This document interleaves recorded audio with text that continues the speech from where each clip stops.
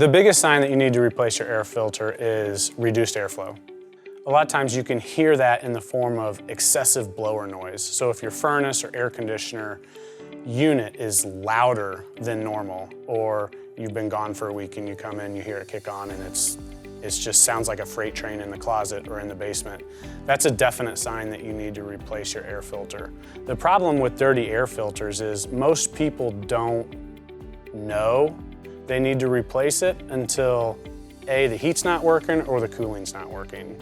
And so if you're going into summer or going into fall and everything is running just fine, but we get that first really hot day or we get that first really cold day, and you notice that the unit's not keeping up, that would be a very clear sign that the first thing you should do is check to see if your air filter's clean. So if we want to talk about how often we should be replacing air filters, it really depends on the type of filter you have. Most people, I would say, have just a standard 1-inch thick filter, very similar to something that looks like this.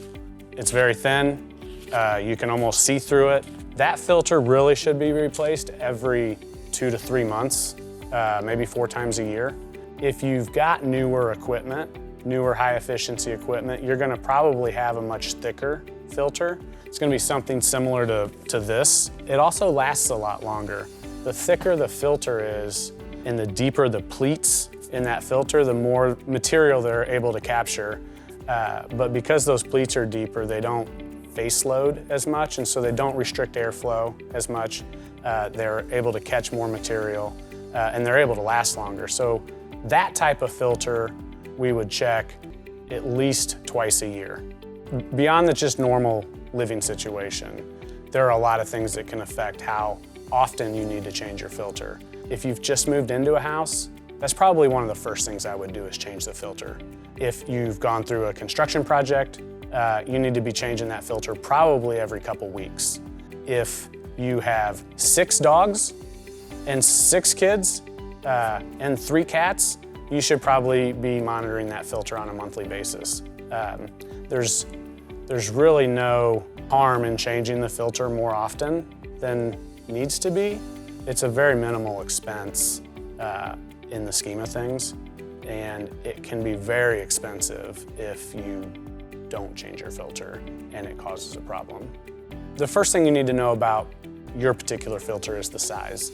It's written on every single filter you buy. It's gonna have a number and a dimension right on the front tag. And it's also gonna have an airflow direction.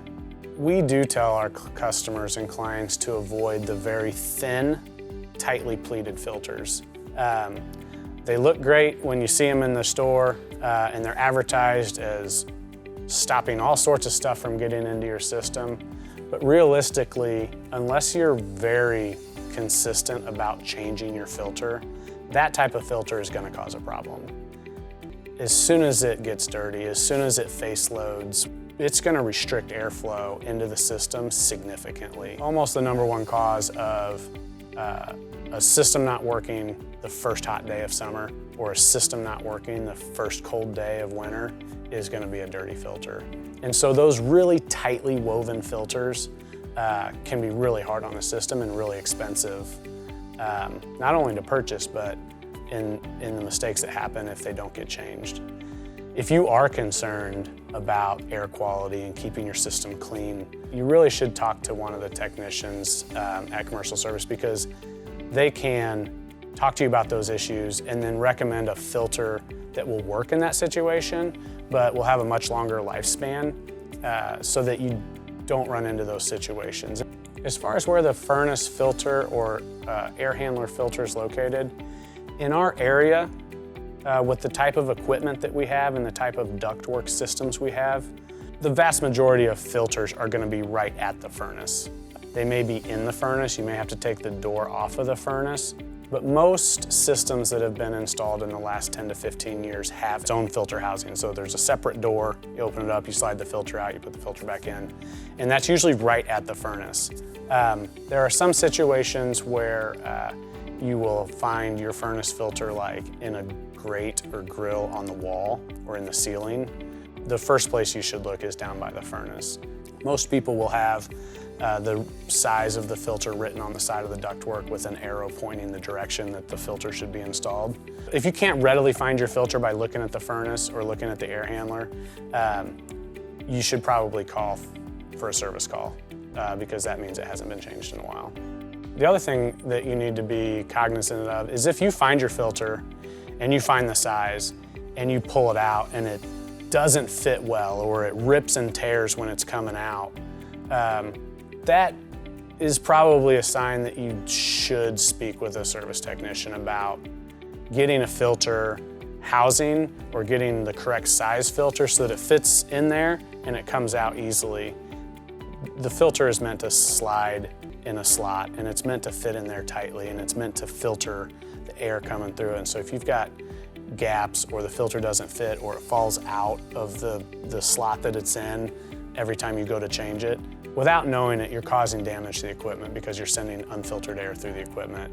You're also not filtering the air in your house, and the air in your home can be pretty, not dirty, but it can be pretty contaminated with all sorts of stuff. And so having filtered air is extremely important. And that's it. The fifth thing is enjoying clean, fresh air in your house.